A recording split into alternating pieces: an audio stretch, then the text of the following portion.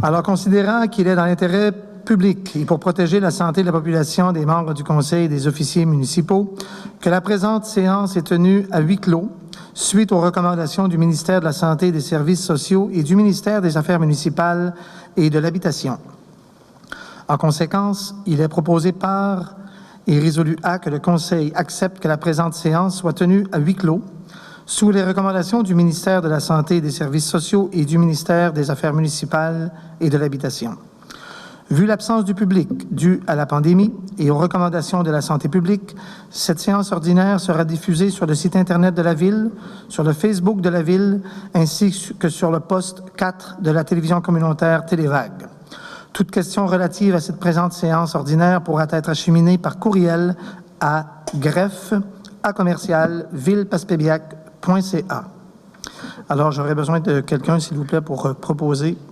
Je propose. Alors, M. Huard. En accord. Mme Côté. Oui. Mme Langlois. Oui. Et M. Grenier. Oui, en accord. Alors, il est proposé par Nancy Englehart et résolu à l'unanimité que le Conseil accepte que la présente séance soit tenue à huis clos sous les recommandations du ministère de la Santé et des Services sociaux et du ministère des Affaires municipales et de l'Habitation. Vu l'absence du public due à la pandémie et aux recommandations de la santé publique, cette séance ordinaire sera diffusée sur le site Internet de la Ville, sur le Facebook de la Ville, ainsi que sur le poste 4 de la télévision communautaire Télévague. Et toute question relative à cette présente séance ordinaire pourra être acheminée par courriel à greffe@paspebiac.ca. Alors, il est 19h. Je vous souhaite la bienvenue à tous les conseillers. Monsieur Langlois, directeur général et greffier, bienvenue. Alors, je vous informe que la journée de la persévérance scolaire sont prévues, c'est-à-dire les journées de la persévérance scolaire sont prévues du 14 au 18 février 2022. À cet effet, le drapeau sera érigé devant l'Hôtel de Ville. Des informations sont disponibles sur le site Internet à www.journéepersévérancescolaire.com. D'autre part, au nom du Conseil municipal de la Ville, nous désirons souhaiter une bonne semaine de relâche scolaire à l'ensemble des étudiants et du personnel du Centre des services scolaires René Lévesque, qui aura lieu du 28 février au 4 mars prochain, 2022, et par le fait même invite les étudiants du primaire et secondaire à se prévaloir des services de la Ville, entre autres du Centre de plein air Les Monticoles ou toute autre activité sur le territoire. Alors, nous avons le point 2, nous avons le quorum. Voici maintenant la lecture de l'ordre du jour. Au point 1, ouverture de la séance. Point 2, constatation du quorum. Point 3, adoptation de l'ordre du jour. Au 4, dépôt de documents et de correspondance. Dépôt des formulaires DGE, trait d'union 1038, liste des donateurs et rapports de dépenses. Correspondance de l'Association pulmonaire du Québec sur la campagne provinciale de sensibilisation villes et municipalités contre le radon 2021-2022. Correspondance du MAMACH, campagne de sensibilisation à l'économie d'eau potable et dépôts reçus de divers organismes. En 5, approbation des procès-verbaux antérieurs, soit la séance ordinaire du 17 janvier 2022, séance extraordinaire du 25 janvier 2022 à 19h, budget 2022, et la séance extraordinaire du 25 janvier 2022 à 19h45, adoption du règlement 2021-513. En 6, administration générale et finances. 6.1, adoption des comptes à payer. 6.2, suivi du budget mensuel janvier 2022. En 7, affaires des contribuables. En 8, avis de motion. Règlement 2022-514, mise à jour du règlement 2017-458 du Code d'éthique et de déontologie des élus et élus municipaux. En 9, projet de règlement 2022-514, mise à jour du règlement 2017-458 du Code d'éthique et de déontologie des élus et élus municipaux. En 10, avis de motion de l'adoption du règlement 2022-515 afin de mettre à jour la rémunération des élus et élus de la ville de Passepébiac. En 11, dépôt de projet du règlement 2022-515 afin de mettre à jour la rémunération des élus et élus de la ville de Passepébiac. En 12, mandat à la Fédération québécoise des municipalités, la FQM, pour services juridiques en relation de travail. En 13, affichage du poste agent ou agente de communication. En 14, ouverture de poste de cadre, directeur ou directrice des travaux publics et gestion des bâtiments. En 15, attribution du poste ouvrier municipal au centre de plein air Les Monticoles. En 16, décompte progressif numéro 2, groupe Michel Leclerc Incorporé, référence 21-166-215-11-2, réhabilitation rue D, entre la 5e avenue Ouest et la 7e avenue Ouest. En 17, demande de paiement ARPO, groupe Conseil Incorporé, facture numéro 1640 de 32 595,99 $, surveillance de chantier sur la rue D entre la 5e avenue Ouest et la 7e avenue Ouest. En 18, transaction et quittance avec la mutuelle des municipalités du Québec, l'Inco Incorporé contre Ville de Passepébiac, paiement de la franchise, la cause 105-17 000 551-193. En 19, transaction et quittance, l'Unique Assurance Générale Incorporée, projet de l'ancien couvent Notre-Dame et construction du Centre culturel de Passepébiac au montant de 523 865 $ et réception de 150 000 $. Au point 20, directive de changement C06, projet prolongement des services sur la rue D. Au point 21, directive de changement C07 R3, projet prolongement des services sur la rue D. En 22, approbation décompte progressif numéro 5, Léonard Loisel et Fils Incorporé, 23 145,14 $, travaux exécutés du 16 décembre 2019 au 30 juin 2020. En 23, approbation décompte progressif numéro 6, Léonard Loisel et Fils Incorporé, 190 987,42 $, travaux exécutés du 16 décembre 2019 au 30 juin 2020. En 24, certificat de réception provisoire des ouvrages. En 25, programmation finale des travaux TEC 2014-2018 de la Ville de Passepébiac. En 26, permission de voirie 2022 MTQ. En 27, résolution, demande d'appui d'une ressource partagée entre les municipalités de la MRC de Bonaventure. En 28, demande d'honoraires architecte, projet cabine de plage. En 29, représentant de la Ville sur le comité du lieu d'enfouissement technique, le LET, M. Gabriel Huard. En 30, représentant de la Ville, réseau Biblio, M. Gabriel Huard. En 31, vente de terrain de la Ville, M. Tony Liver et Mme Manon Denis, numéro de lot 5 234 064 et 5 234 263. En 32, vente de terrain de la Ville à M. Sylvain Carrier, numéro de lot 5 576 530. En 33, collectif alimentaire, demande de renonciation de droit à titre de premier acheteur à la Ville de Passepébiac pour l'acquisition du bâtiment du Conseil 7385, district 65 des Chevaliers de Colomb de Passepébiac. En 34, proclamation de la première journée nationale de promotion de la santé mentale positive le 13 mars 2022. En 35, rapport des conseillers. En 36, affaires nouvelles. En 37, période de questions. Et en 38, levée de l'Assemblée. Alors, j'aurais besoin de quelqu'un pour proposer l'ordre du jour de la séance de ce soir. Je propose. Alors, Mme Sandra Langlois propose. Mme Englehart? En accord. Oui, M. Huard? En accord aussi. Mme Côté? Oui. Et M. Grenier? Oui, en accord. Alors, il est proposé par Mme Sandra Langlois et résolu à l'unanimité d'adopter l'ordre du jour tel que rédigé. Au point 4. Alors, au point 4, je dois vous préciser que le dépôt de documents et de correspondance, alors le dépôt des formulaires DGE 1038, liste des donateurs et rapport de dépenses.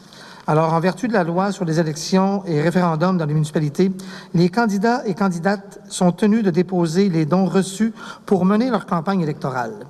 Ainsi, à Passepébiac, et comme requis par la loi, tous les candidates et candidats ont déposé leur liste des donateurs et rapports de dépenses adressés au directeur général et greffier de la Ville de Passepébiac dans les délais prescrits par la loi. Alors, tous les rapports seront transmis au bureau du directeur général du Québec. Alors, je dois vous avouer que tous les rapports ont été transmis au bureau général des élections. Les 18 candidats de l'élection 2021 avaient d'ailleurs remis au directeur général les documents en question.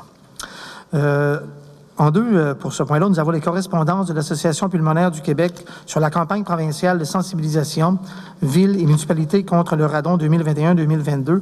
En fait, l'Association pulmonaire du Québec nous envoie, dont le but était principalement de sensibiliser les citoyens aux dangers bien réels que le radon représente pour leur santé. Alors, l'association nous demande d'effectuer des publications sur les médias sociaux, tels Facebook, de diffuser par des affiches numériques ou encore d'exposer, c'est-à-dire d'afficher dans nos locaux municipaux, soit ici le centre culturel, l'hôtel de ville, la bibliothèque, le centre sportif, alors tout édifice municipal d'afficher cette campagne tout simplement de sensibilisation contre le radon. Alors, nous avons ce document-là. Également, la correspondance concernant la sensibilisation de l'économie de l'eau potable.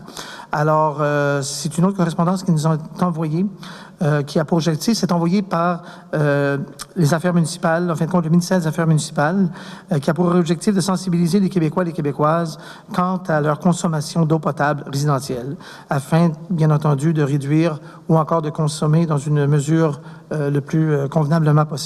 Cette initiative figure parmi les engagements du gouvernement du Québec qui vise à soutenir les municipalités dans l'atteinte des objectifs d'économie d'eau potable. Alors, une fois de plus, ce document-là sera affiché, sera disponible également à l'entrée de l'édifice municipal ici à l'Hôtel de Ville. Également, nous avons le dépôt des reçus de divers organismes. Alors, ce qui est intéressant là-dedans, en mois de janvier, la Ville a reçu 210 807,33 $. Ces sous nous proviennent de différents secteurs, soit la MRC de Bonaventure, le gouvernement du Canada et Finance Québec. En fait, Finance Québec, nous avons reçu un montant de 61 728 $, qui est le programme d'aide à la voirie locale, les travaux qui sont effectués entre la 3e et la 5e avenue. Alors, c'est un dossier terminé et nous avons reçu un montant de 61 728 $. Également, au niveau du gouvernement du Canada, nous avons reçu une somme de 100 000 $. Ce 100 000 $-là représente, c'est sur un projet de continuité, une phase 2, en fin de compte, sur le MAT Passepébiac. D'ailleurs, le projet de réfection du bloc sanitaire dans le secteur du bar rayé, là où les gens peuvent, en fin de compte, nettoyer leur bar rayé. C'est dans ce secteur-là. Nous avons également reçu un montant de 38 779,33 $, qui sont des frais de mutation. En fait, compte, ça nous provient de la MRC de Bonaventure. C'est de l'argent qui arrive de différentes taxes de bienvenue de nouveaux résidents, alors qui nous donne en fin de compte un montant total de 210 807,33 $. S'il y a des gens qui ont des choses à ajouter là-dessus. Alors, on va continuer le point 5. Approbation des procès-verbaux antérieurs. Il est proposé par et résolu à que les procès-verbaux antérieurs des séances suivantes soient approuvés tels que rédigés. On parle ici du procès-verbal de la séance ordinaire du 17 janvier 2022, procès-verbal de la séance extraordinaire du 25 janvier 2022 à 19h, le budget 2022, du procès-verbal de la séance extraordinaire du 25 janvier 2022 à 17h45, qui était l'adoption du règlement 2021-513. Est-ce que les conseillers, vous avez pris connaissance de ces procès-verbaux? Oui. Monsieur également, Mme Côté, Mme Langlois et M. Grenier. Oui. Alors, conformément à l'article 133, l'alinéa 2 de la loi sur les cités et villes, le greffier est dispensé de la lecture des procès-verbaux des copies ayant été remises à chaque membre du Conseil plus de 24 heures avant la séance. Au point 6, l'administration... Oui, allez-y. Je vais y aller. Ayant participé à l'ensemble de ces séances, oui. Ayant participé aussi aux travaux budgétaires, j'en ferai, si mes collègues sont d'accord, j'en ferai une proposition. Oui, tout à fait. Alors, Mme Englehart. Oui, en Monsieur accord. Huard. En accord aussi. Mme Côté. Mme Langlois. En accord. Alors, il est proposé par M. Christian Grenier, résolu à l'unanimité, que les procès-verbaux antérieurs des séances ordinaires soient approuvés tels que rédigés. Je vous remercie. Au point 6, Affaires générales et finances, 6.1, adoption des comptes à payer. Alors, il sera proposé par et résolu que les comptes à payer pour le mois de janvier 2022 soient d'un montant de 619 464,16 $ soient approuvés pour paiement. Au niveau de ce montant de 619 19 464,16 $. On doit retenir là-dedans que nous avons un montant au niveau de 214 132 $ qui était pour la firme de M. Léonard et Fils Incorporé. Nous avons également un montant de 142 960 qui sont pour les assurances de la FQM, la Fédération québécoise des municipalités. Nous avons également un montant de 35 416 $ de la firme d'ingénierie Harpo qui faisait la surveillance de chantier et également un montant de 16 825 $ que le réseau Biblio Gaspésie, dont on va en parler tout à l'heure. Alors, lorsqu'on cumule tous ces montants, on arrive à un montant en fin de compte, on arrive à tout simplement un montant total à payer de 619 000, mais un montant de 409 333 qui étaient des montants, disons, un peu plus substantiels, un peu plus importants. Alors, en fin de compte, pour le mois de janvier, si on enlève ces montants-là, on est quand même dans une zone tout à fait normale de 210 131 qui sont des dépenses vraiment normales pour la Ville. Alors, sur ce, j'ai besoin de quelqu'un qui propose de payer les montants de 619 464. Alors, considérant les précisions apportées par M. le maire, j'en fais la proposition. Alors, merci, M. Huard. Mme Englehart? En accord? Mme Côté? Mme Langlois? En accord. M. Grenier? D'accord aussi. Alors, il est proposé par M. Gabriel Huard, et résolu à l'unanimité que les comptes à payer pour le mois de janvier 2022 d'un montant de 619 464,16 $ soient approuvés pour paiement. Au niveau du 6.2, suivi du budget mensuel, janvier 2022, alors il sera proposé par et résolu que le rapport des états financiers en date du 31 janvier 2022 soit adopté. Je vais vous dire d'entrée de jeu que c'est en fin de compte notre premier mois d'opération officielle suite à notre premier budget et on suit vraiment dans les règles de l'art le budget tel qu'il a été proposé en janvier. Alors, je ne sais pas si vous avez des choses à ajouter concernant ce point-là au niveau du budget mensuel. Non. Sinon, j'aurais besoin de quelqu'un qui propose que le rapport des activités soit adopté, s'il vous plaît. Je propose. Mme Englehart, M. Huard, En accord? Mme Côté, Mme Langlois En accord. et enfin M. Grenier. Oui, en accord. Alors, il est proposé par Nancy Englehart et résolu à l'unanimité que le rapport des états financiers, des activités financières, en date du 31 janvier 2022 soit adopté. Le point 7, affaire des contribuables. Alors, vous comprendrez qu'on est encore dans une période où le public, malheureusement, ne peut assister à nos réunions. C'est fort dommage. Et vous pouvez, par contre, à partir de l'adresse qu'on vous a fournie, greffe.paspébiac à commercial, c'est-à-dire greffe, ville de Paspébiac à commercial.com, puis qu'on peut faire parvenir tout simplement par cette correspondance-là, toutes les questions. Là, je répète, c'est greffe à commercial villepaspébiac.ca. Monsieur le maire, Oui. Un citoyen peut quand même peut-être venir porter une question en main propre à la ville. Là. Tout à fait. Tout à fait. Il n'y a aucun problème, vu le contexte actuel. Je pense que un citoyen qui désire le faire peut le faire. On est très Oui, ouvert ça à ça. peut Il y être a pas de problème. autant écrit à mitaine, comme on dit, comme Oui, en autant que la question se rende. tout à fait. Alors, il n'y a pas de problème. J'espère que tout le monde aurait compris le message. Et si tout va bien entendu, au mois de mars prochain, on aura sûrement la chance de recevoir tout le monde. Nous sommes maintenant rendus au point 8. Point 8, avis de motion règlement 2022-514, mise à jour du règlement 2017-458 du Code d'éthique et de déontologie des élus et des élus municipaux. Alors, comme je dispense de ce point-là, j'inviterai quelqu'un qui voudrait en faire la lecture. C'est moi. Alors, Mme Englehart, s'il vous plaît. D'accord. Moi, Nancy Englehart, conseillère, donne avis de motion qu'à une séance subséquente du Conseil de la Ville de Paspébiac, le règlement 2022-514 de la mise à jour du règlement 2017-458 du Code d'éthique et de déontologie des élus et élus municipaux sera adopté. Alors, maintenant, point 9. Madame Englehart, je vais vous inviter également à lire le point 9, qui est le projet de règlement 2022-514, mise à jour du règlement 2017-458 du Code d'éthique et de déontologie des élus et élus municipaux. Attendu que le Conseil de la municipalité adoptera à une date ultérieure le règlement 2022-514, édictant un code d'éthique et de déontologie des élus. Attendu qu'en vertu de l'article 13 de la loi sur l'éthique et de la déontologie en matière municipale, toute municipalité doit, avant le 1er mars qui suit toute élection générale, adopter un code d'éthique et de déontologie révisé qui remplace celui en vigueur, avec ou sans modification.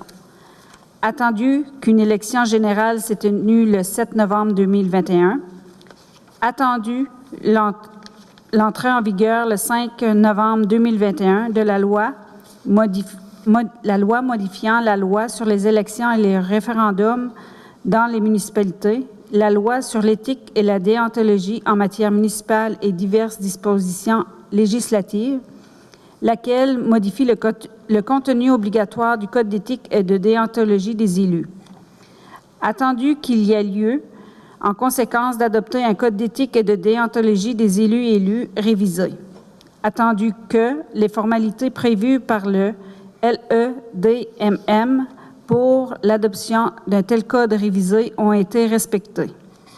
Attendu qu'un membre du Conseil mentionne que le présent règlement a pour objet de prévoir les principales valeurs de la municipalité en matière d'éthique et les règles déontologiques qui doivent guider la conduite d'une personne à titre de membre du Conseil, d'un comité ou d'une commission de la municipalité ou, en sa qualité de membre du Conseil de la municipalité, d'un autre organisme. Attendu que la municipalité, ce qui inclut les membres de son conseil, adhère explicitement aux valeurs en matière d'éthique et aux règlements déontologiques prévus à la LEDMM, ainsi que dans le présent Code.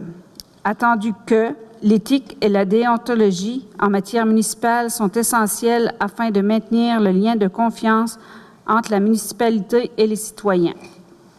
Attendu qu'une conduite conforme à l'éthique et à la déontologie municipale doit demeurer une préoccupation constante des membres du Conseil afin d'assurer aux citoyens une gestion transparente, prudente, diligente et intègre de la municipalité, incluant ses fonds publics. Attendu qu'en appliquant les valeurs en matière d'éthique et en respectant les règles déontologiques prévues à ce Code, chaque membre du Conseil est à même de bien remplir son rôle en tant qu'élu municipal, d'assumer les responsabilités inhérentes à cette fonction et de répondre aux attentes des citoyens. Attendu que ce Code contient les obligations ainsi que les balises permettant d'orienter la conduite de chaque membre du Conseil, tout en laissant le soin à ce dernier d'user de son jugement en fonction des valeurs y étant prévues. Attendu que ce Code vise à identifier, prévenir et éviter les situations de conflit d'intérêts. Attendu que tout manquement au Code peut entraîner des conséquences graves pour la municipalité et les membres du Conseil. Attendu qu'il incombe à chaque membre du Conseil de respecter ce Code pour s'assurer de rencontrer des standards élevés d'éthique et de déontologie en matière municipale. Il est proposé appuyé par et résolu d'adopter le règlement 2022-514 du Code d'éthique et de déontologie des élus et élus municipaux à une séance ultérieure. Alors, avant de la proposition, je vous remercie, Mme Lehart. Avant d'avoir une proposition, je dois préciser qu'on a travaillé là-dessus la semaine passée sur ce Code d'éthique et de déontologie. En fait, on a accepté le Code tel qu'il était. Par contre, il y a eu quelques points qui ont été ajoutés. Ces points correspondent prioritairement sur des points sur la civilité qui étaient à ce moment-là fortement suggérés. Alors, ceci dit, s'il n'y a personne qui a d'autres choses à ajouter, on peut demander quelqu'un pour proposer, s'il vous plaît. J'en ferai la proposition, M. le maire. Alors, il est proposé par M. Grenier, Mme Englehart. Oui, je suis en accord. M. Huard. En accord également. Mme Côté. Et Mme Langlois. Oui. Alors, il est proposé par M. Christian Grenier et résolu à l'unanimité d'adopter le règlement 2022-514 du Code d'éthique et de déontologie des élus et des élus municipaux à une séance ultérieure. Au point 10, avis de motion de l'adoption des règlements 2022-515 afin de mettre à jour la rémunération des élus et élus de la ville de Passepébiac. Alors, j'aurais besoin de quelqu'un, s'il vous plaît, pour en faire la lecture. Moi. Madame Langlois. Moi, Sandra Langlois, donne avis de motion qu'à une séance subséquente du Conseil de la ville de Passepébiac, le règlement numéro 2022-515 sur la rémunération des élus et élues de la ville de Passepébiac sera adopté. Ce règlement a pour objet et conséquence d'abroger le règlement 2019-481 ayant pour objet de modifier l'article 6 du dit règlement et d'actualiser la rémunération des membres du présent conseil municipal. Au point 11, dépôt de projet de règlement 2022-515 afin de mettre à jour la rémunération des élus et élus de la ville de Passepébiac. Madame Langlois, je vous invite à en faire la lecture. Considérant que la ville de Passepébiac met à jour son règlement sur la rémunération des élus et élus municipaux, dont l'article 3, l'article 5, l'article 6 et l'article 8, il sera préposé par et résolu à que la ville de Passepébiac fasse une mise à jour du règlement 2022-515 sur la rémunération des élus et élus municipaux. Le projet de règlement est présenté en annexe 2. Alors, avant la proposition, vous me permettrez de justifier, c'est quand même assez important. On parle ici de la rémunération des élus. Alors, ce que Mme Langlois nous a fait part dans l'avis de motion, premièrement, le global de ces deux points-là, je veux tout simplement dire que les élus suppriment, annulent le 100 $ qui avait été voté précédemment dans les anciennes administrations pour les séances extraordinaires. Alors, à partir du moment où que ce règlement sera accepté, adopté, les élus n'auront plus cette allocation et ce montant de 100 $. Également, pour la rémunération des élus. Vous êtes conscient que chaque élu ici a une rémunération. Nous avons également choisi de ne pas toucher aux augmentations des élus comme il est possible de le faire. Alors, nous avons décidé de conserver. Vous savez que dans les moments actuels, on avait la possibilité de faire une augmentation jusqu'à 3,4 % si on se fie à l'indice du prix de consommation. Nous aurions pu même aller à un montant moins élevé, mais nous avons choisi de demeurer stable par rapport à la rémunération des élus. Alors, ceci étant dit, si vous n'avez rien à ajouter, je demande quelqu'un pour proposer, s'il vous plaît, pour le dépôt de projet. Gabriel propose. Alors, M. Gabriel Huard, Mme Englehart, En accord. Mme Côté, oui. Mme Langlois Oui. et M. Grenier. Oui, en accord. Alors, il est proposé par Gabriel Huard et résolu à l'unanimité que la ville de Passepébiac fasse une mise à jour du règlement 2022-515 sur la rémunération des élus et des élus municipaux. Le projet de règlement, bien entendu, est présenté en annexe 2. Au point 12, mandat de la Fédération des municipalités du Québec, FQM, pour services juridiques en relation de travail. Considérant que la ville de Passepébiac est membre de la Fédération québécoise des municipalités, soit la FQM, considérant que la FQM offre des services de nature juridique, considérant que la FQM offre un service d'accompagnement en ressources humaines et relations de travail, considérant que les tarifs horaires des professionnels de ce service fixés pour l'année 2022 sont de 130 $ à 185 $, considérant également l'opportunité pour la Ville de bénéficier de soutien et services juridiques ainsi qu'en ressources humaines et relations de travail.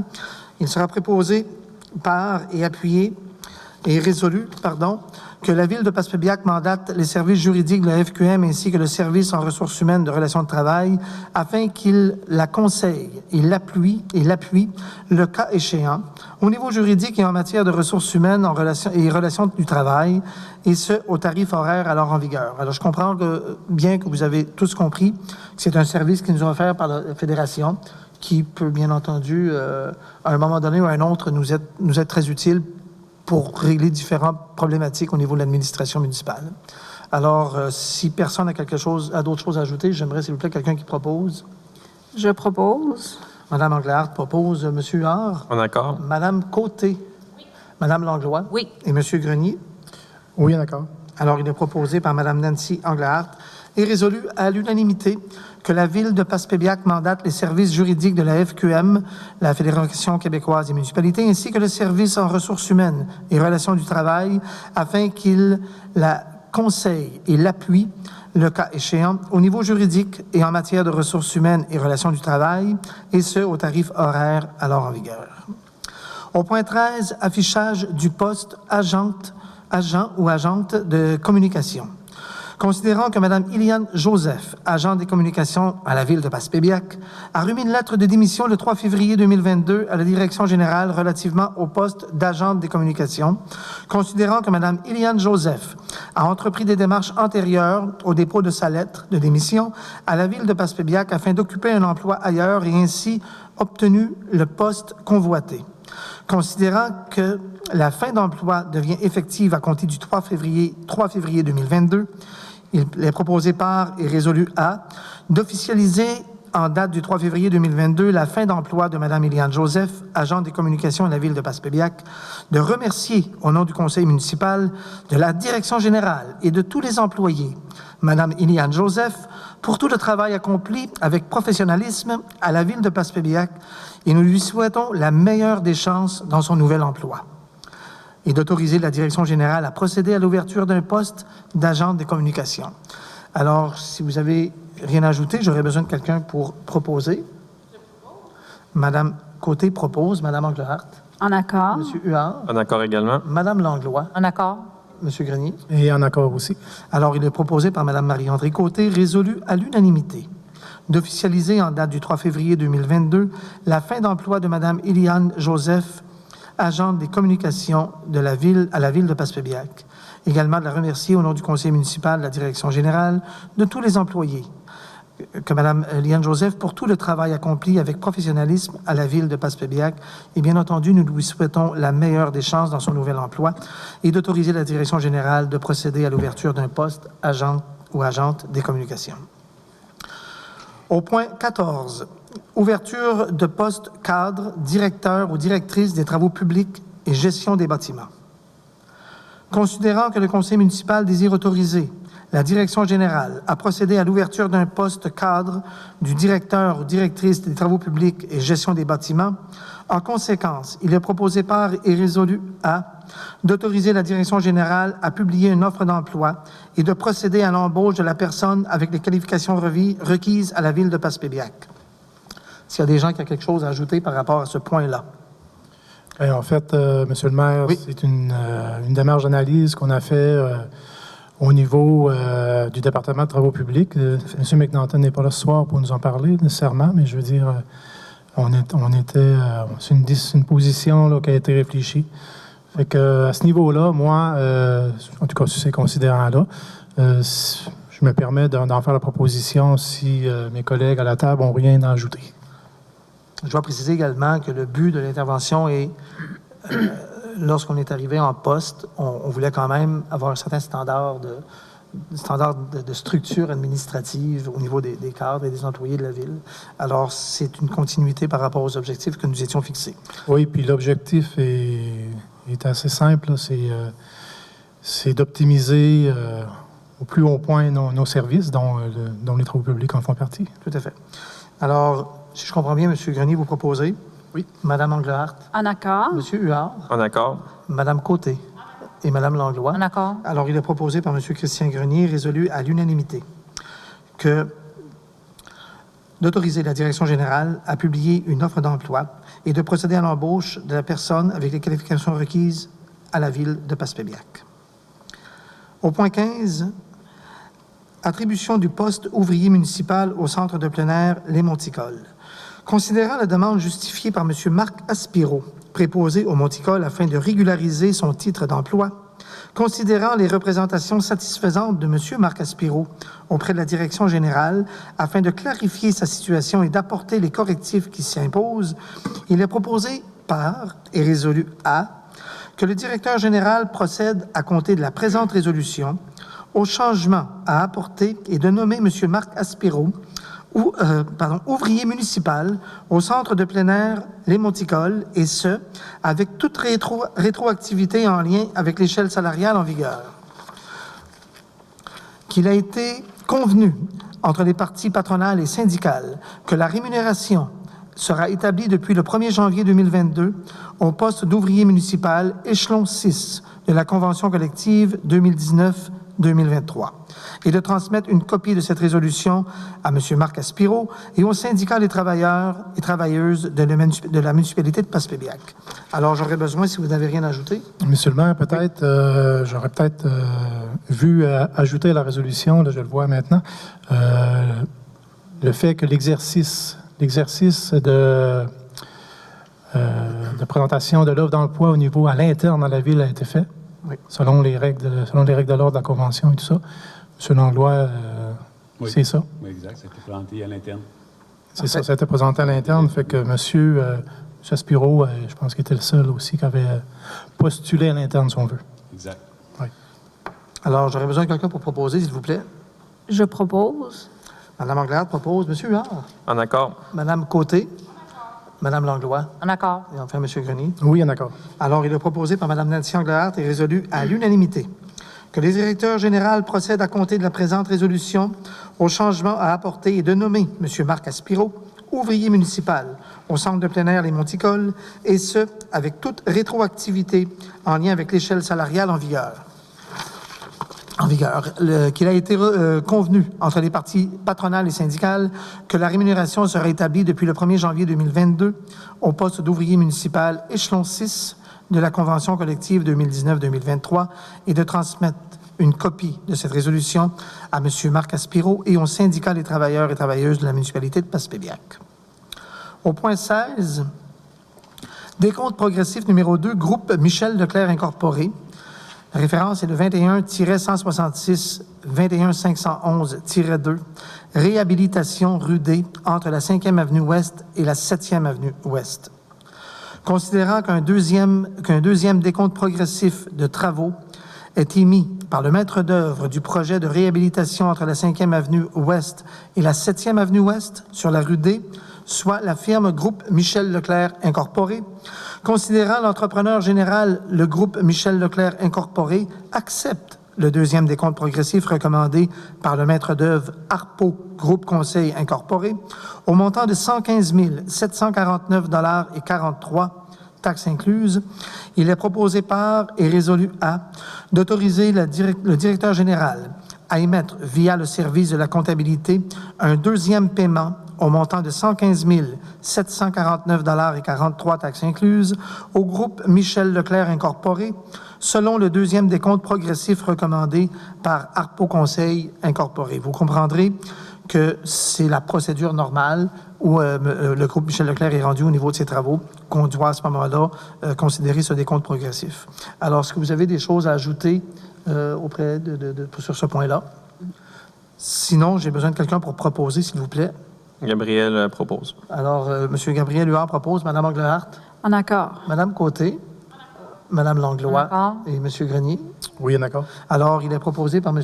Gabriel Huard et résolu à l'unanimité d'autoriser le directeur général à émettre via le service de la comptabilité un deuxième paiement au montant de 115 749,43 $, taxes incluses, au groupe Michel Leclerc Incorporé, selon le deuxième décompte progressif recommandé par Harpo Groupe Conseil Incorporé. Au point 17, demande de paiement Harpo, facture numéro 1640, surveillance de chantier sur la rue D entre la 5e avenue Ouest et la 7e avenue Ouest. Alors, considérant l'adjudication de contrat de la firme Harpo Groupe Conseil, de par sa résolution numéro 2021-09-262, relativement à la réhabilitation et réfection de la rue D Nord entre la 5e avenue Ouest et la 5e avenue Ouest, et la 7e avenue Ouest, considérant que la firme Harpo Groupe Conseil a déposé une demande de paiement selon la facture numéro 1640 d'un montant de 32 595,99 $, taxes incluses, il est proposé par et résolu d'autoriser la direction générale, via le service de la comptabilité, à procéder au paiement de 32 595,99 $, taxes incluses, à la firme Harpo Groupe Conseil relativement à la surveillance des travaux sur la rue D entre la 5e avenue Ouest et la 7e avenue Ouest. Alors, vous comprendrez encore une fois, c'est dans la même veine, dans le même corridor de pensée que le point précédent, auquel la surveillance de chantier qui a été faite par le groupe Harpo doit également avoir ce paiement-là. Alors, si vous avez des choses à ajouter, vous pouvez le faire. Sinon, j'aurais besoin de quelqu'un pour proposer, s'il vous plaît. Je propose.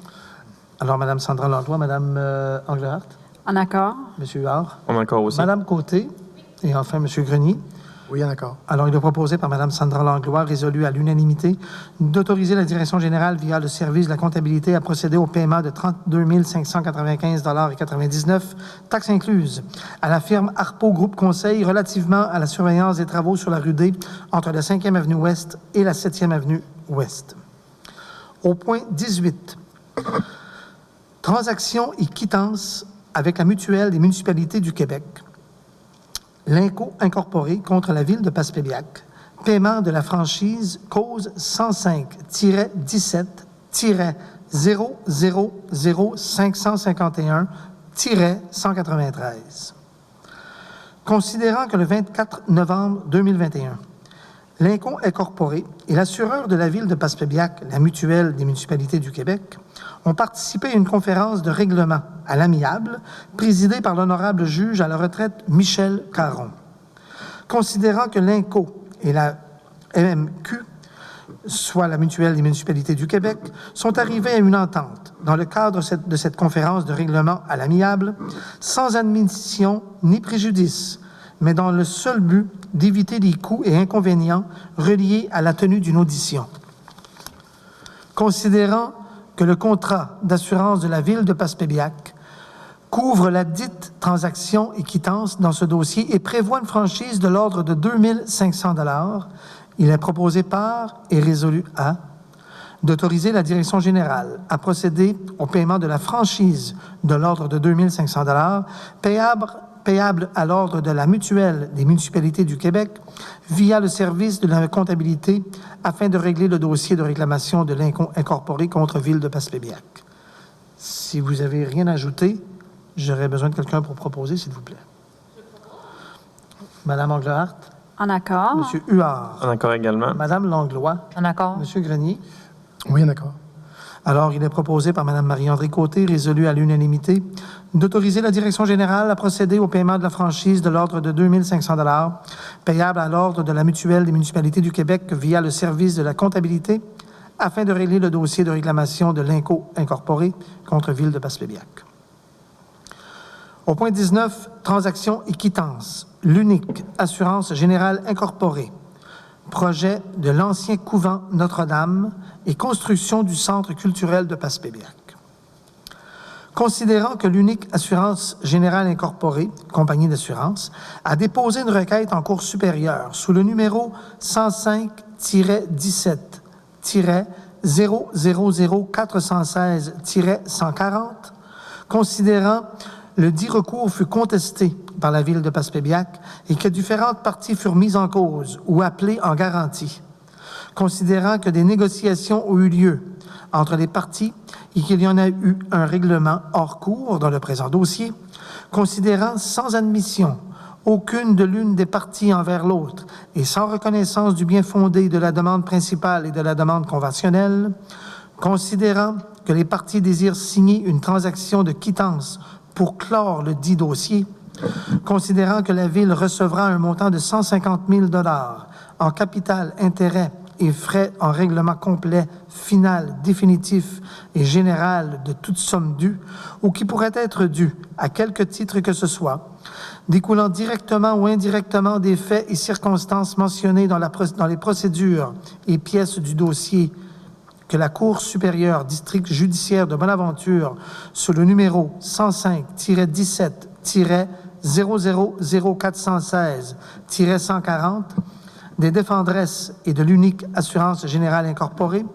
et reconnaît expressément que ce paiement est fait sans aucune admission de responsabilité de quelque nature que ce soit de la part de la défendresse et de l'unique assurance générale incorporée, considérant que les parties se donnent mutuellement et réciproquement une quittance de toute réclamation découlant directement ou indirectement des faits et circonstances mentionnées dans les procédures et pièces du dossier de la Cour, portant le numéro 105-17-000-416-140. Par conséquent, il est proposé par et résolu que la Ville de Passepébiac accepte l'offre de règlement hors cours du dossier 17-000-416-140 et accepte de libérer et de payer en faveur de l'Unique Assurance Générale Incorporée, compagnie d'assurance, selon les modalités convenues entre les parties, soit un montant de 523 865,60 $, incluant les taxes applicables, et ce, dans les 10 jours de la signature de l'entente entre les parties, le tout ventilé comme suit. Il s'agit d'un montant de 134 250 $ plus taxes à titre de retenue en égard aux déficiences, soit 152 944,31 $, taxes incluses. Un montant de 323 278,21 $ plus taxes à titre de solde contractuel, soit 370 921,29 $, taxes incluses. Que la Ville de Passepébiac désigne comme signataire de la transaction et quittance M. Daniel Langlois, directeur général et greffier représentant dûment autorisé au dossier, de mandater la firme Saint-Onge et Assels Avocats Incorporés à finaliser le dossier portant le numéro 105-17-000-416-140. Alors, j'aurais besoin, si vous n'avez rien à ajouter, de quelqu'un pour proposer, s'il vous plaît. Je propose. Alors, M. Huard, On est d'accord? Mme Côté, Mme Langlois Oui. et M. Grenier. Oui. Alors, il est proposé par Mme Nancy Englehart et résolu à l'unanimité que la Ville de Passepébiac accepte l'offre de règlement hors cours du dossier 105-17-000-416-140 et accepte de libérer et de payer en faveur de l'Unique Assurance Générale Incorporée, compagnie d'assurance, selon les modalités convenues entre les parties, soit un montant de 523 865,60 $, incluant les taxes applicables, et ce, dans les 10 jours de la signature de l'entente entre les parties, le tout ventilé comme suit. Un montant de 134 250 $ plus taxes à titre de retenue eu égard aux déficiences, soit 152 944,31 $, taxes incluses. Un montant de 323 278,21 $ plus taxes à titre de solde contractuel, soit 370 921,29 $, taxes incluses.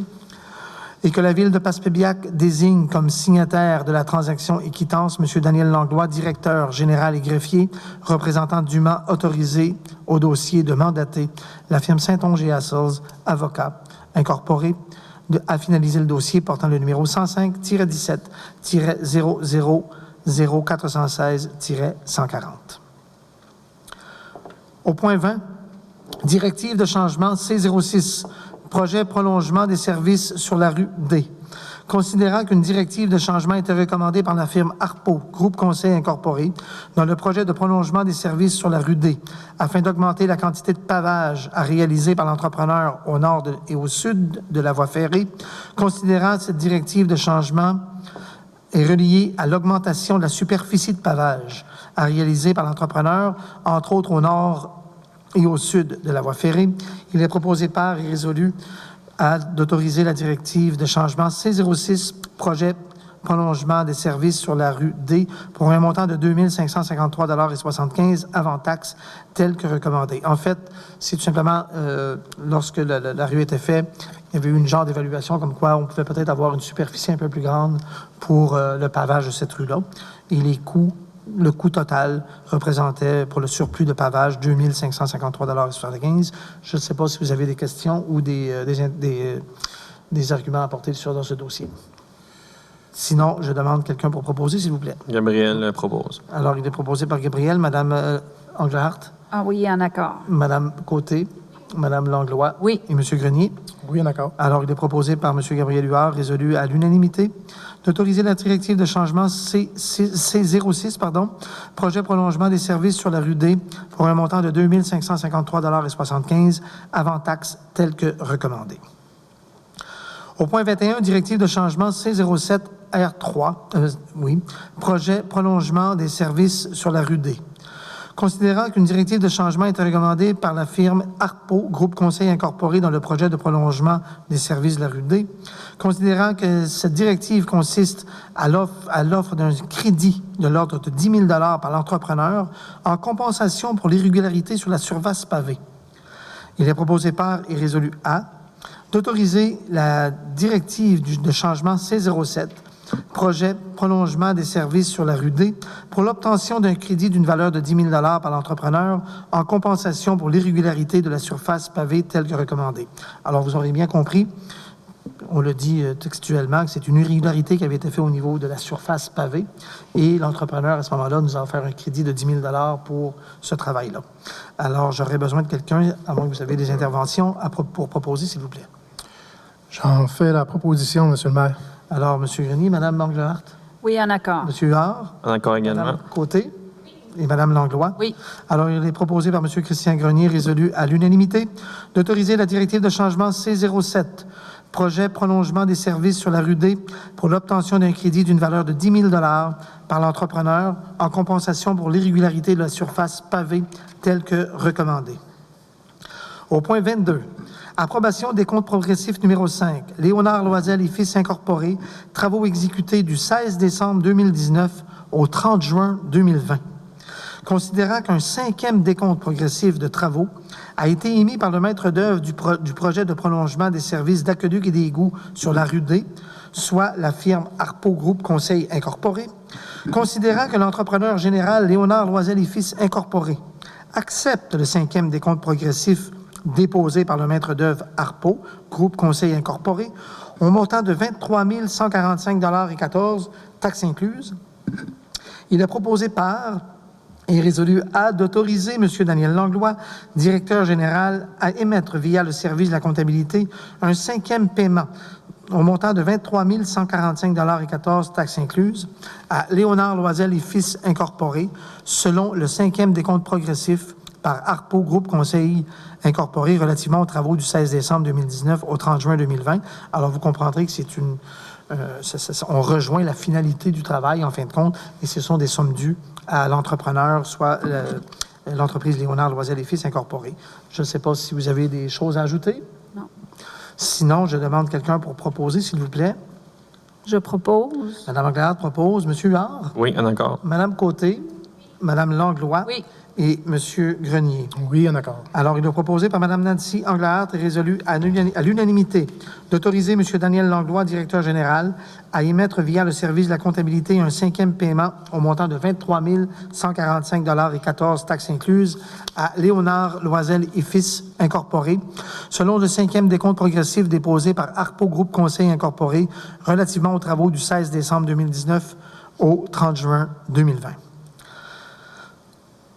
Au point 23, approbation des comptes progressifs numéro 6, Léonard Loisel et Fils Incorporé, travaux exécutés du 16 décembre 2019 au 30 juin 2020, considérant qu'un 6e des comptes progressifs de travaux a été émis par le maître d'œuvre du projet de prolongement des services d'aqueduc et d'égouts sur la rue D, soit la firme Arpo Conseil Incorporé, considérant que l'entrepreneur général, Léonard Loisel et Fils Incorporé, accepte le 6e des comptes progressifs déposé par le maître d'œuvre Arpo, Groupe Conseil Incorporé, au montant de 190 987,42 $, taxes incluses.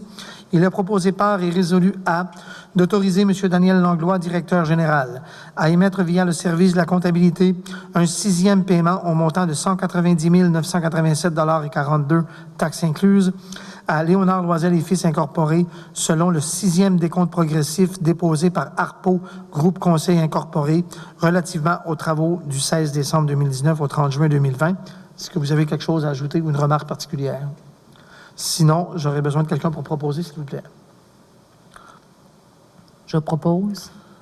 Alors, Mme Langlois, Mme Anglehart, Oui, en accord. M. Huard, En accord aussi. Mme Côté et M. Grenier. Oui, en accord. Alors, il est proposé par Mme Sandra Langlois, résolu à l'unanimité, d'autoriser M. Daniel Langlois, directeur général, à émettre via le service de la comptabilité un 6e paiement au montant de 190 987,42 $, taxes incluses, à Léonard Loisel et Fils Incorporé, selon le 6e décompte progressif déposé par Arpo Groupe Conseil Incorporé relativement aux travaux du 16 décembre 2019 au 30 juin 2020. En 24, certificat de réception provisoire des ouvrages. Attendu que la firme Harpo Groupe Conseil a émis un certificat de réception provisoire des ouvrages fait par l'entrepreneur Léonard Loisel et Fils Incorporé et accepté aux fins de l'utilisation par la Ville de Passepébiac, il est proposé par et résolu à d'entériner la réception du certificat provisoire émis par la firme Harpo Groupe Conseil des ouvrages faits par l'entrepreneur Léonard Loisel et Fils Incorporé relativement au prolongement des travaux réalisés sur la rue D.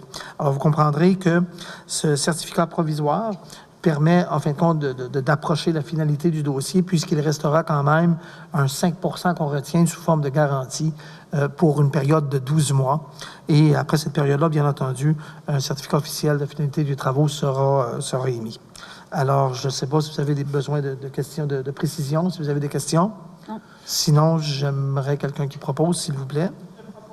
Madame Côté propose, Madame Anglehardt. En accord? Monsieur Huard. En accord. Madame Langlois. Oui. Monsieur Grenier. Oui, d'accord. Alors, il est proposé par Mme Marie-André Côté, résolu à l'unanimité, d'entériner la réception du certificat provisoire émis par la firme Harpo Groupe Conseil des ouvrages faits par l'entrepreneur Léonard Loisel et Fils Incorporé relativement au prolongement des travaux réalisés sur la rue D.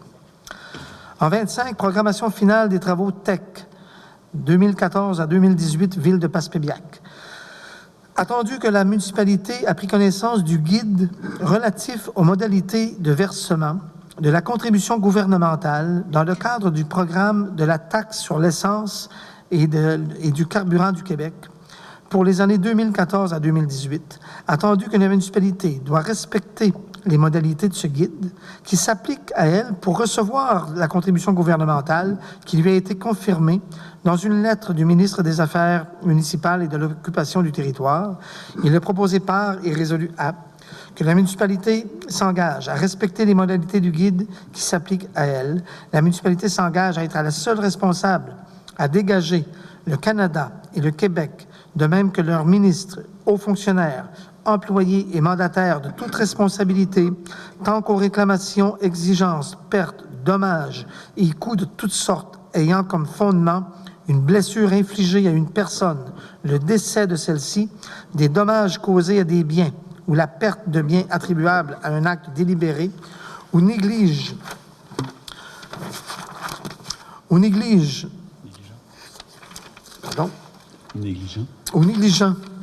découlant directement ou indirectement des investissements réalisés au moyen de l'aide financière obtenue dans le cadre du programme de la TEC 2014-2018, la municipalité approuve le contenu et autorise l'envoi au ministère des Affaires municipales et de l'occupation du territoire de la programmation des travaux jointes à la présente et de tous les autres documents exigés par le ministère en vue de recevoir la contribution gouvernementale qui lui a été confirmée dans une lettre du ministère des Affaires municipales et de l'occupation du territoire.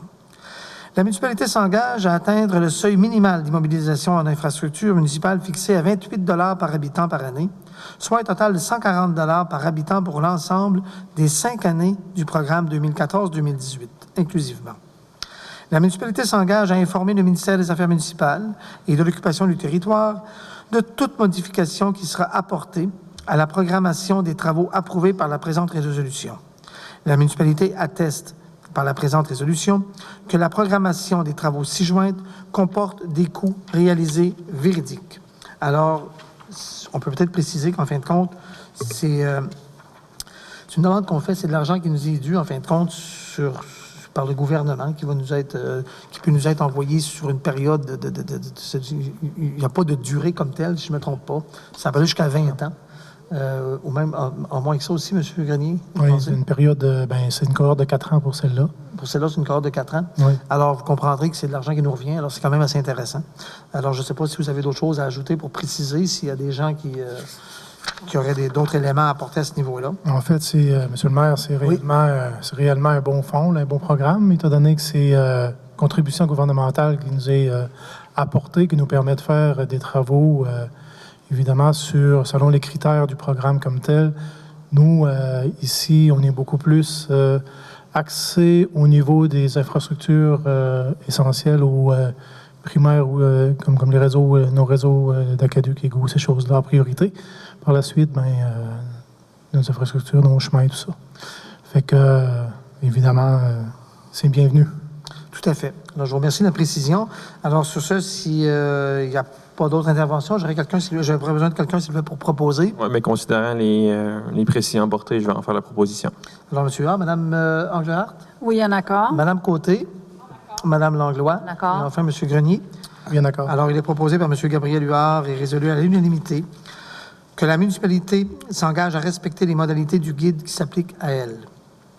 La municipalité s'engage à être la seule responsable et à dégager le Canada et le Québec, de même que leurs ministres, hauts fonctionnaires, employés et mandataires, de toute responsabilité quant aux réclamations, exigences, pertes, dommages et coûts de toutes sortes ayant comme fondement une blessure infligée à une personne, le décès de celle-ci, des dommages causés à des biens ou des pertes de biens attribuables à un acte délibéré ou négligent, découlant directement ou indirectement des investissements réalisés au moyen de l'aide financière obtenue dans le cadre du programme de la TEC 2014-2018. La municipalité approuve le contenu et autorise l'envoi au ministère des Affaires municipales et de l'occupation du territoire de la programmation de travaux joints à la présente et de tous les autres documents exigés par le ministère en vue de recevoir la contribution gouvernementale qui lui a été confirmée dans une lettre du ministre des Affaires municipales et de l'occupation du territoire. La municipalité s'engage à atteindre le seuil minimal d'immobilisation en infrastructure municipale fixé à 28 $ par habitant par année, soit un total de 140 $ par habitant pour l'ensemble des 5 années du programme 2014 à 2018 inclusivement. La municipalité s'engage à informer le ministère des Affaires municipales et de l'occupation du territoire de toute modification qui sera apportée à la programmation de travaux approuvés par la présente résolution. La municipalité atteste, par la présente résolution, que la programmation des travaux ci-joints comporte des coûts réalisés véridiques. Au point 26, permission de voirie 2022 MTQ. Attendu que la municipalité doit exécuter des travaux dans l'emprise des routes à l'entretien du ministère des Transports, attendu qu'il est nécessaire d'obtenir une permission de voirie du ministère des Transports pour intervenir sur les routes de l'entretien du ministère,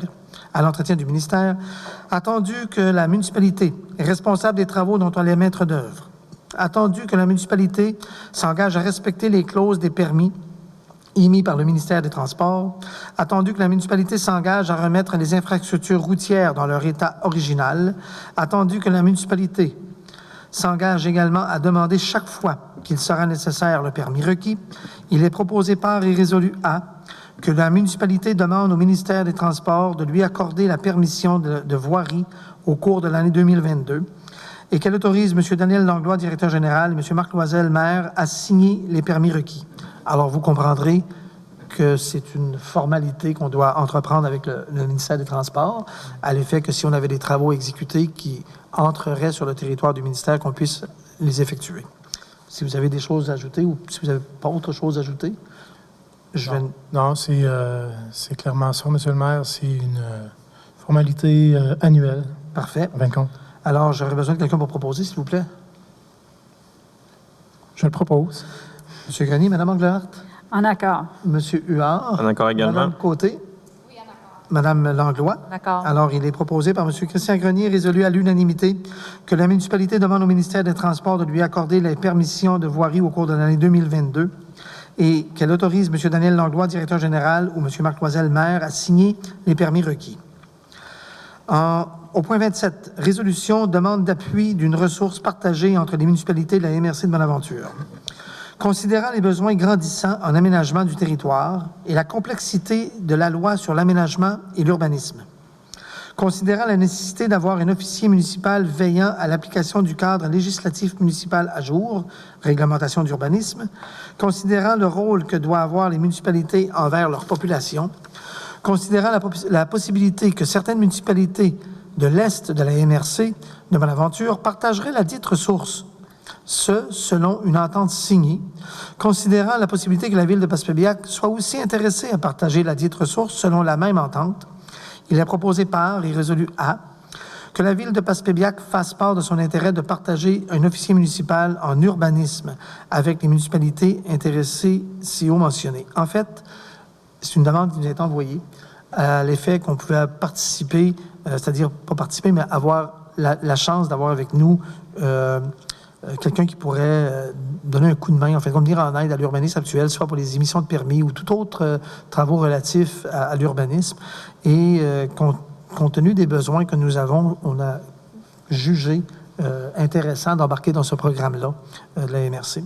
Alors, je ne sais pas si vous avez des choses à ajouter par rapport à ça, monsieur, mesdames. Non. Sinon, j'inviterai quelqu'un à proposer, à en faire la proposition, s'il vous plaît. Gabriel en fait la proposition. Alors, il a proposé M. Huard, Mme Anglehardt, En accord? Mme Côté et Mme Langlois. Oui. M. Grenier. Oui, en accord. Alors, il est proposé par M. Gabriel Huard, résolu à l'unanimité, que la Ville de Passepébiac fasse part de son intérêt à partager un officier municipal en urbanisme avec les municipalités intéressées, si on mentionné. En 28, demande d'honoraire architecte projet cabine de plage. Considérant que le conseil municipal désire aller de l'avant dans le projet des cabines de plage, considérant qu'il est nécessaire d'obtenir un portrait de l'ensemble des besoins requis pour mener à bien ce projet, en conséquence, il est proposé par et résolu à des membres du conseil de mandater Mme Chantal Robitaille, directrice de la culture, à procéder au lancement d'une demande d'honoraire sur invitation pour les services d'un architecte afin d'obtenir les plans et devis et un estimé des coûts. D'autoriser Mme Chantal Robitaille, directrice de la culture, à signer et à transmettre tout document afférent le cas échéant. En fait, les cabines de plage, c'est un projet auquel le gouvernement fédéral y participe. Et au moment où on se parle, la demande que Mme Robitaille avait faite, eh bien, il fait son chemin. Maintenant, pour aller plus loin dans l'acceptation de ce projet, nous devons avoir des plans d'architectes à fournir au gouvernement afin de savoir si effectivement notre projet serait accepté. Alors, la demande actuelle est d'aller vérifier justement quels seraient les coûts pour faire des plans et devis pour les cabines de plage. On aura la chance de vous expliquer en détail qu'est-ce qu'il y en a exactement, mais c'est un très bon projet, autant pour les gens de Passepébiac que le touriste sur la plage de Passepébiac, qui leur permet d'avoir accès à la plage, mais accès aussi à certains outils qui leur permettent de profiter d'une journée sur la plage. Exactement. Monsieur le maire, si vous me permettez, ça s'inscrit aussi dans l'objectif du développement et de l'amélioration du banc de pêche, dans tout le projet d'amélioration du banc de pêche. C'est un créneau nouveau comme projet, ce qui nous a été présenté par Mme Robitaille. C'est drôlement intéressant. Fait que, en tout cas, sur ces petits mots, si vous n'avez rien à ajouter, j'en ferai une proposition. Alors, merci, M. Grenier. Mme Anglehardt? Oui, en accord. M. Huard? En accord également. Mme Côté? Et Mme Langlois? Oui. Alors, il est proposé par M. Christian Grenier, résolu à l'unanimité, de mandater Mme Chantal Robitaille, directrice de la culture, à procéder au lancement d'une demande d'honoraire sur invitation pour les services d'un architecte afin d'obtenir les plans et devis et un estimé des coûts. D'autoriser Mme Chantal Robitaille, directrice de la culture, à signer et à transmettre tout document afférent, le cas échéant. En 29, résolution représentant de la Ville sur le comité du lieu d'enfouissement technique LET, M. Gabriel Huard. Considérant que la Ville désire être représentée sur le comité du lieu d'enfouissement technique LET, considérant que M. Gabriel Huard a manifesté son intérêt comme élu municipal à représenter la Ville, il est proposé par et résolu de mandater M. Gabriel Huard, qu'il accepte de représenter la Ville de Passepébiac dans la prise de décision sur le comité du lieu d'enfouissement technique et faire un compte-rendu au conseil municipal lors de ses interventions. En fait, c'est une demande qui est faite par la MRC, c'est différents comités qui existent, et on avait besoin sur ce comité-là, un représentant de la Ville de Passepébiac qui n'était pas nécessairement le maire. Alors, ça nous permet d'avoir une participation un petit peu plus globale de notre conseil municipal.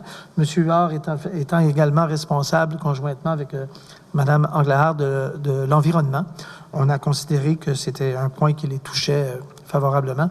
Alors, M. Huard, lui, a accepté de représenter la Ville.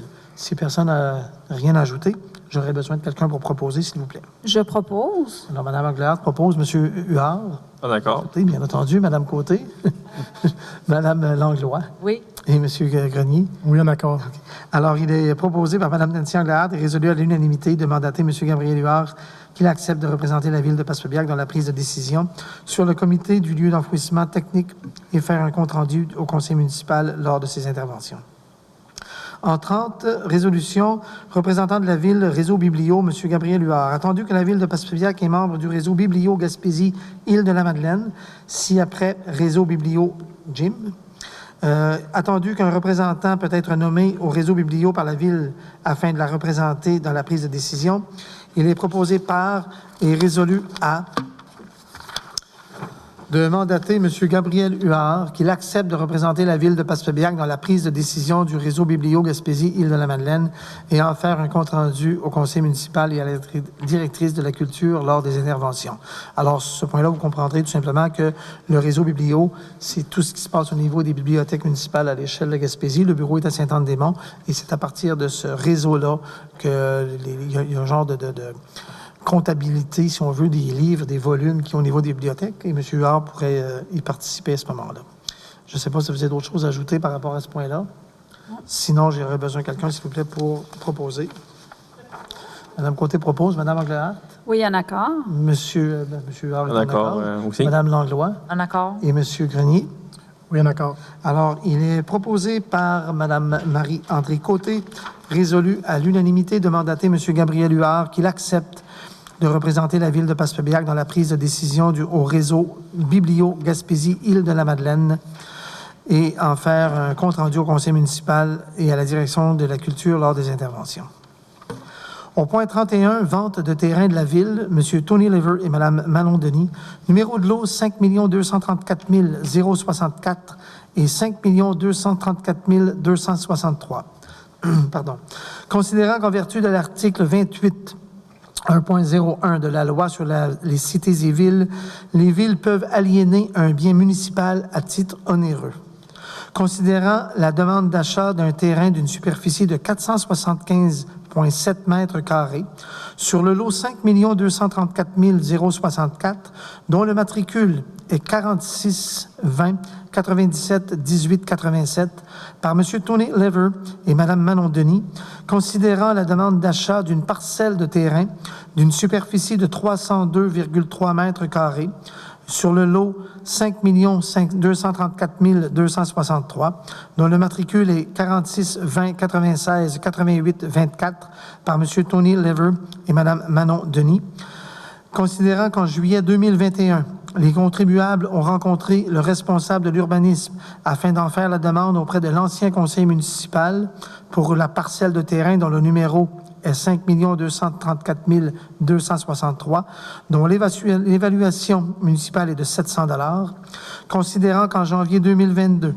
ces contribuables ont manifesté le désir de se porter acquéreur du terrain portant le numéro 5 234 064, dont l'évaluation municipale est de 15 700 $, considérant que les contribuables ont manifesté le désir d'acquérir ces terrains pour la somme totalisant 9 000 $ pour les deux, il est proposé par et résolu d'autoriser la direction générale à mettre en vente ces deux terrains sur leurs lots respectifs, soit 5 234 064 et 5 234 263, à M. Tony Lever et Mme Manon Denis, au montant de 9 000 $ pour les deux taxes en sus, et de signer tous les documents relatifs à cette vente avec les professionnels au dossier.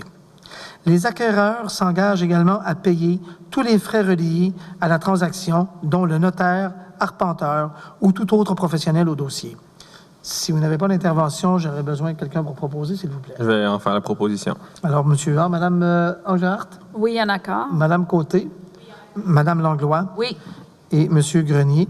Oui, en accord. Alors, il est proposé par M. Gabriel Huard, résolu à l'unanimité, d'autoriser la direction générale à mettre en vente ces deux terrains sur leurs lots respectifs, soit 5 234 064 et 5 234 263, à M. Tony Lever et Mme Manon Denis, au montant de 9 000 $ pour les deux taxes en sus, et de signer tous les documents relatifs à cette vente avec les professionnels au dossier.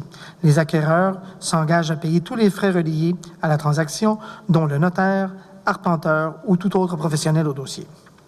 Au point 32, vente de terrain de la ville, M. Sylvain Carrier, numéro de lot 5 576 530, considérant qu'en vertu de l'article 28 1.01 de la loi sur les cités et villes, les villes peuvent aliéner un bien municipal à titre onéreux, considérant qu'un terrain enclavé portant le numéro 5 576 530, appartenant à la ville, près de l'intersection de la rue D et de la 5e avenue Ouest, fait l'objet d'une demande d'achat par un contribuable. Considérant que ce contribuable a manifesté le désir d'acquérir l'ensemble de la superficie, qui est de 20 217 3 mètres carrés de ce terrain enclavé et qui est dans une zone agricole pour un montant de 3 000 taxe en sus, considérant que cet espace de terrain zoné vert, non aménagé, non exploité, non desservi par les installations d'égouts et d'aqueducs, est évalué à 7 100 $, n'a d'aucune utilité publique pour la Ville. Il est proposé par et résolu à d'autoriser la direction générale à mettre en vente ce terrain enclavé dont la superficie de 20 217,3 mètres carrés sur le lot 5 576 530 à M. Sylvain Carrier au montant de 3 000 $ taxe en sus et de signer tous les documents relatifs à cette vente avec les professionnels au dossier. L'acquéreur s'engage à payer tous les frais reliés à la transaction dont le notaire, arpenteur ou tout autre professionnel au dossier. Est-ce que vous avez quelque chose à ajouter? Non. Sinon, j'aurais besoin de quelqu'un pour proposer, s'il vous plaît. J'en fais la proposition. Alors, Mme Englehart, En accord? M. Huard, Oui, en accord. Mme Côté et Mme Langlois. Oui. Alors, il a proposé par M. Christian Grenier, résolu à l'unanimité, d'autoriser la direction générale à mettre en vente ce terrain enclavé, dont la superficie est de 20 217,3 mètres carrés sur le lot 5 576 530 à M. Sylvain Carrier, au montant de 3 000 $ taxe en sus et de signer tous les documents relatifs à cette vente avec les professionnels au dossier. L'acquéreur s'engage à payer tous les frais reliés à la transaction, dont le notaire, arpenteur ou tout autre professionnel au dossier. Point 33, collectif alimentaire. Demande de renonciation de droit à titre de premier acheteur à la Ville de Passepébiac pour l'acquisition du bâtiment du Conseil 7385 District 65 des Chevaliers de Colomb de Passepébiac. Considérant qu'une correspondance a été acheminée à la Ville de Passepébiac par M. Sylvain Badran, coordonnateur du collectif alimentaire de Passepébiac, pour une demande de renonciation de droit à titre de premier acheteur du bâtiment du Conseil 7385 District 65 des Chevaliers de Colomb de Passepébiac, considérant que les vendeurs du Conseil 7385 District 65 des Chevaliers de Colomb de Passepébiac, M. Benoît Horte, Grand Chevalier, ainsi que M. Jean-Yves Chapadeau et Régent Loisel, ont accepté la dite vente du bâtiment et signé une offre d'achat immeuble commercial le 25 novembre 2021, considérant que la Ville de Passepébiac n'a pas d'intérêt à acquérir la portion de l'édifice du Conseil 7385, District 65 des Chevaliers de Colomb de Passepébiac.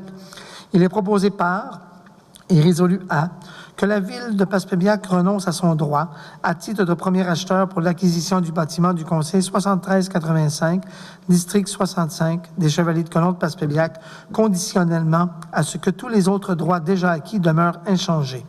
De mandater le directeur général à signer tout document en lien avec cette transaction, le cas échéant.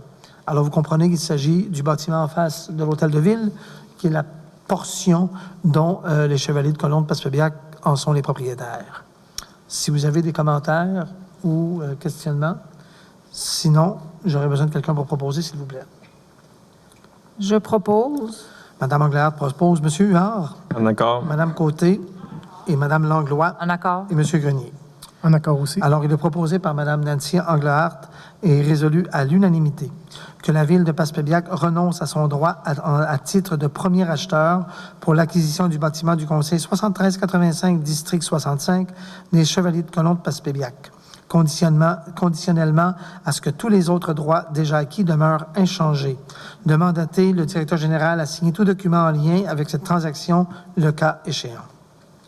Au point 34, proclamation de la première journée nationale de promotion de la santé mentale positive le 13 mars 2022.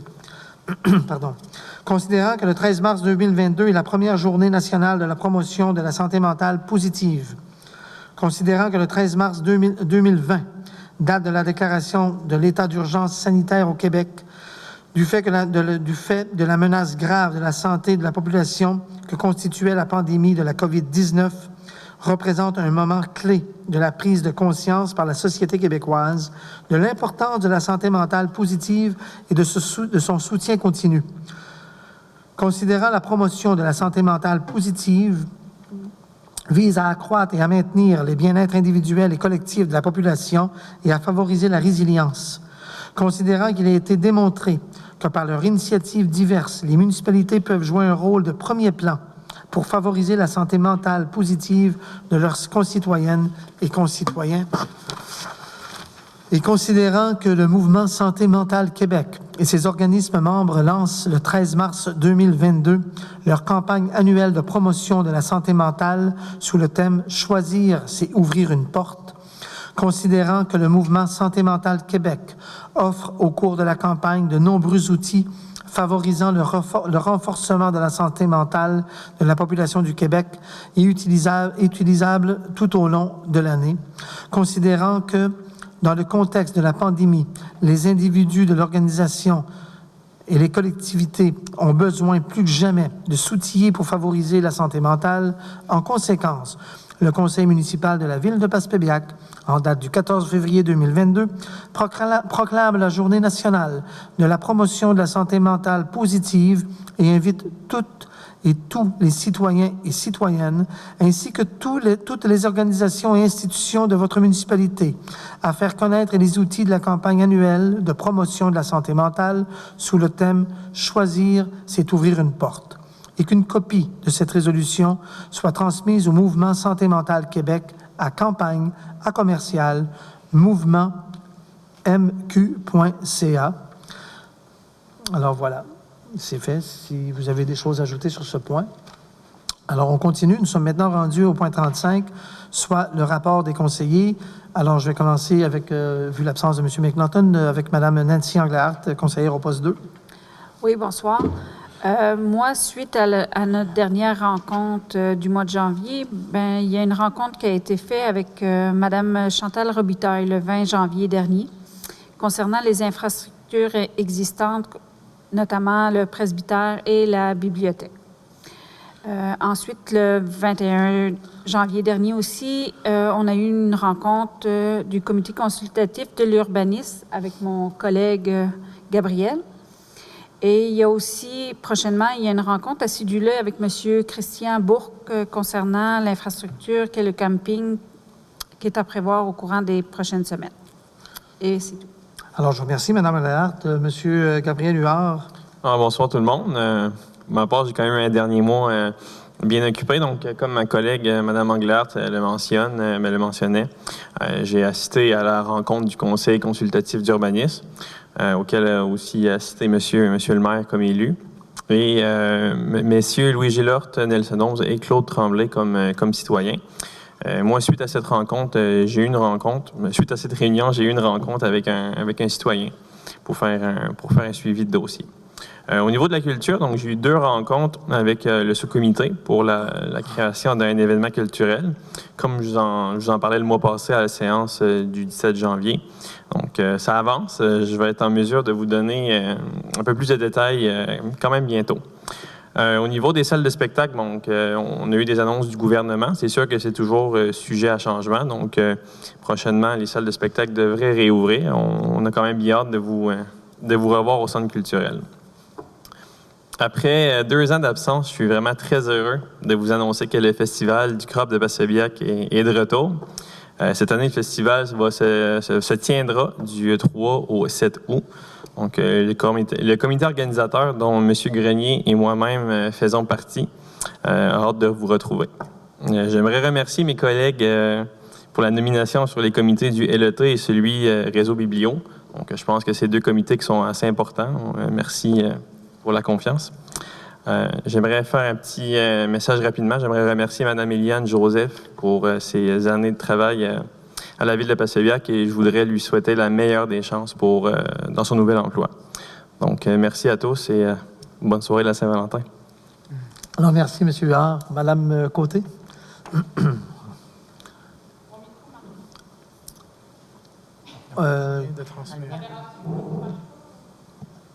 On va t'entendre comme Bonsoir tout le monde. Moi, dans les sports et loisirs, je veux vous dévoiler l'activité qui va démarrer en force la semaine de relâche.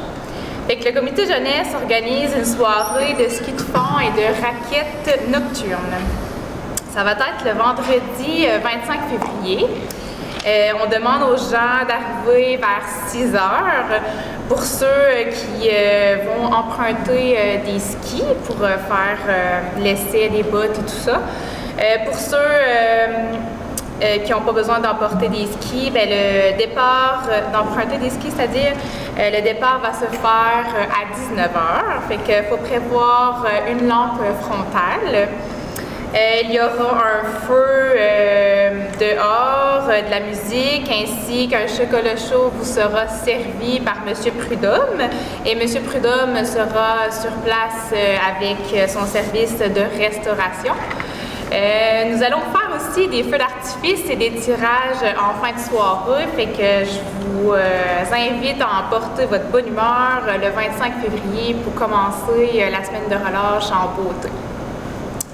Et pour ce qui est du restant de la semaine de relâche, nous allons vous faire parvenir un pamphlet par la poste et le publier sur la page Facebook de la Ville. Sous peu, il va y avoir plein d'activités de sport, de divertissement et de loisirs aussi. Autant au Monticole, au centre sportif et au centre culturel ici présent. Comme vous avez pu voir passer sur Facebook, le comité jeunesse avait lancé un concours de sculpture sur neige. Nous avons fait le tirage en fin de journée, cet après-midi. On a reçu pas loin de 19 photos de sculptures, des super belles sculptures que les gens de Passepébiac ont fait. Fait que dans le fond, je vais vous dévoiler les gagnants. Il va y avoir, dans le fond, il y a 2 certificats cadeaux au Monsieur Burger. Fait que c'est Loïc Bernard et Noah Hort qui gagnent chacun un certificat cadeau au restaurant Monsieur Burger d'une valeur de 60 $ chacun. Pour le restaurant Dixili, il va y avoir 2 aussi certificats cadeaux de 60 $ chacun. C'est le CPE, le CPE de Passepébiac, le groupe à Madame Sarah-Ève qui gagne un certificat cadeau, ainsi que Logan Plourde. Pour terminer, il y a une sculpture de ballon qui va être attribuée à Madame Jessica Puskelec qui a gagné la sculpture pour clore cet événement. Je voudrais dire un gros merci aux gens qui ont participé. C'est sûr, c'était pas évident avec la neige qu'il y avait eu un peu de la neige dure, mais les enfants ont quand même travaillé très, très fort sur cette belle activité. Alors, restez à l'affût des diverses activités qui vont se dérouler dans notre belle ville de Passepébiac et je vous souhaite une belle semaine de relâche et bonne Saint-Valentin pour ce soir. Merci beaucoup, Mme Côté. Mme Langlois? Bonsoir tout le monde. La semaine passée, j'ai eu une rencontre avec le comité de pilotage de la politique volet famille et nous constatons que le même besoin revient autant famille qu'aînés. C'est le manque de communication dans la ville. Donc, nous pensons à une façon de centraliser l'information, que ce soit au niveau des ressources, des activités ou des services. Une chose est certaine, Passepébiac a beaucoup à offrir. Il suffit seulement d'en être informé. De plus, j'ai une rencontre prochainement avec le Parlement étudiant à la Polyvalente. Question de mieux cerner leurs besoins, de mieux cerner les besoins des adolescents. Nous avons reçu une lettre du président du comité des résidents du CHSLD New Carlisle qui incite les gens de notre ville de s'impliquer, c'est-à-dire qu'il y a un manque de bénévoles concernant l'animation et le divertissement des résidents. Nous avons décidé comme conseil de s'impliquer et j'en suis très fière. Nous sommes prêts à aller donner du temps. Merci beaucoup. Concernant le centre de la petite enfance, comme vous l'avez probablement écouté, aucune place a été octroyée à Passepébiac. Donc, je demande aux parents d'actualiser, de mettre à jour leur dossier en s'assurant que leur enfant est bel et bien inscrit. Puis finalement, concernant le projet d'une résidence pour aînés, nous avons fait un appel d'offres pour recevoir une proposition d'honoraires pour les services d'études préliminaires, soit les esquisses et l'estimation des coûts. C'est une proposition d'honoraires qu'on a demandé. Puis pour moi, ça fait pas mal de tour pour mon mois de février. Bien, je vous remercie beaucoup, Mme Langlois. Monsieur Grenier? Merci, Monsieur le maire, et bonsoir tout le monde. Pour ma part, il me fait plaisir tout d'abord de vous interpeller sur un tout nouveau dossier sur lequel j'ai été mouillé pas plus tard que la semaine passée, le fameux comité de vitalisation de la MRC de Bonaventure. En fait, j'ai représenté notre ville à ce comité-là à la rencontre des municipalités dévitalisées du territoire de notre MRC qui cadre dans le fond des régions et ruralités. On parle présentement du volet 4 du fonds, étant donné que le volet 2 est chose du passé.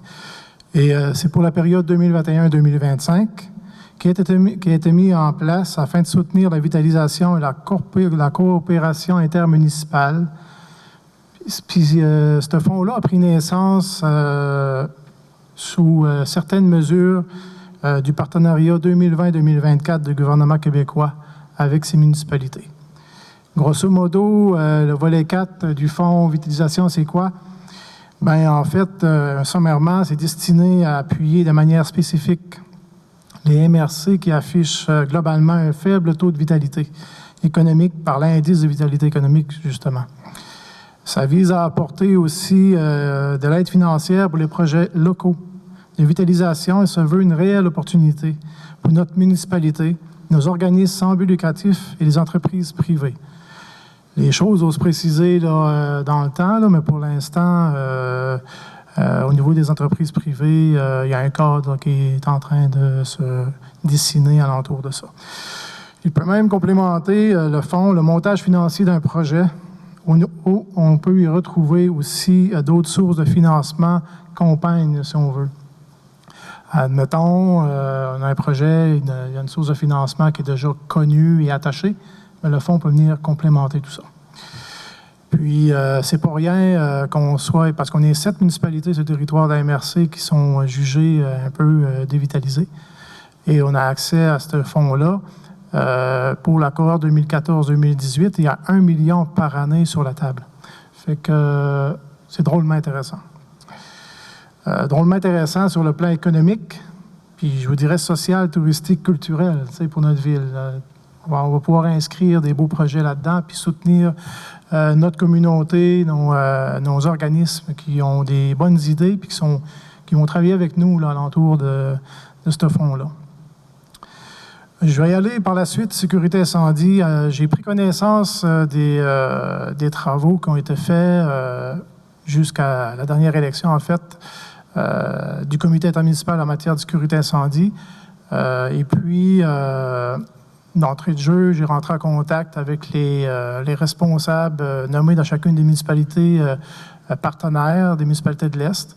Et au final, j'ai à la fin du mois une première rencontre qui va être convoquée cette semaine. J'attends encore une ou deux précisions sur les disponibilités de certaines personnes. Et à ce moment-là, je vais inviter les maires des municipalités ainsi que les représentants pour une première assise, en fait.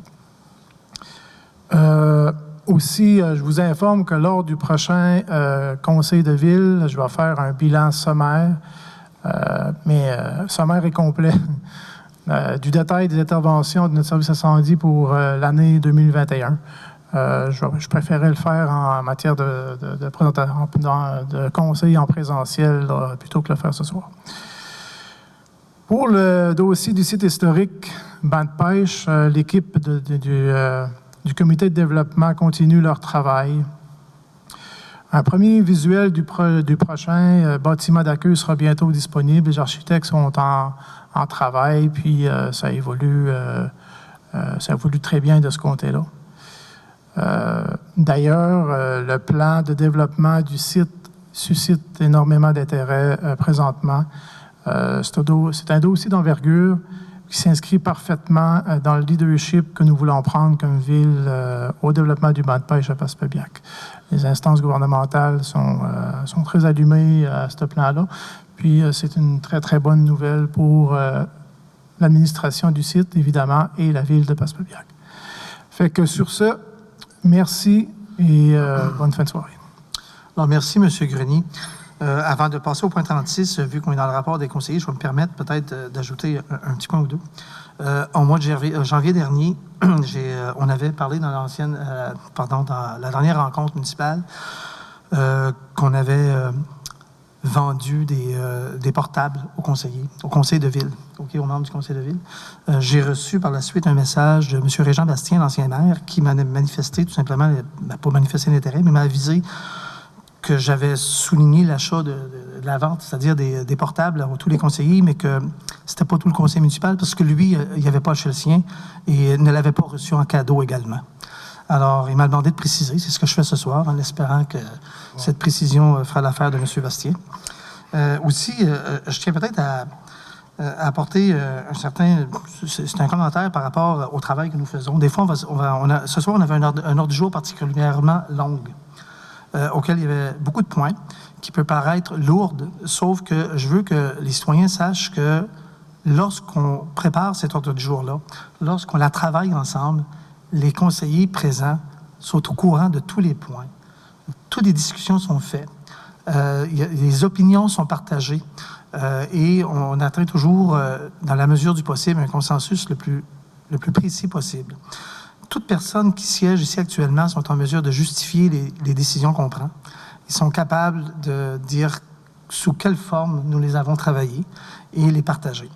Alors, tout ça pour vous dire qu'on essaie, malgré que ça fait 4 mois qu'on est là, on est un jeune conseil, on a la chance d'avoir beaucoup de diversité dans notre conseil municipal, et je pense que c'est au profit de la population.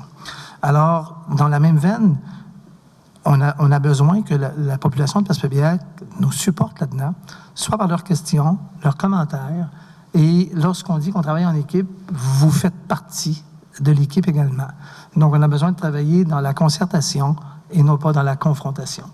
Alors là-dessus, c'est un plaisir pour nous, j'espère, de vous recevoir au mois de mars, le 14 mars prochain. Le point 36, affaires nouvelles, je tiens tout simplement à vous préciser que l'ouverture des soumissions relativement à l'appel d'offres A0-2022-01, l'appel d'offres qui est relié aux travaux sur la rue Saint-Pédis et 3e avenue S, se fera le 24 février 2022 à 14 heures. Alors, si on a fait le tour... Oui, il faut dire que ça va être à huis clos. Malheureusement, là, présentement, avec les mesures sanitaires, là, pour le 14 mars. Les soumissionnaires pourront être là, mais ça va être en présence de 2 témoins, les soumissionnaires seulement. OK. Seulement le comité d'évaluation. Exact. Exactement, pour l'ouverture, en fin de compte, des appels d'offres. Des appels d'offres, des soumissions. Ouais. Excellent. Alors, ceci étant dit, merci de la précision.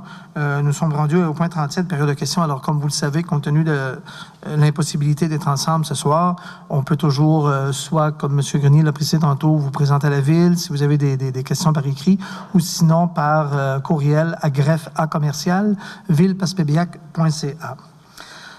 Sur ce, le point 38, lever la séance. Si j'aimerais avoir quelqu'un qui peut proposer la propose. suite. Alors, M. en propose, Mme Englehart. Oui, en accord. Madame Côté? Oui, en accord. Madame Langlois? Oui, en accord. Et M. Grenier? Oui.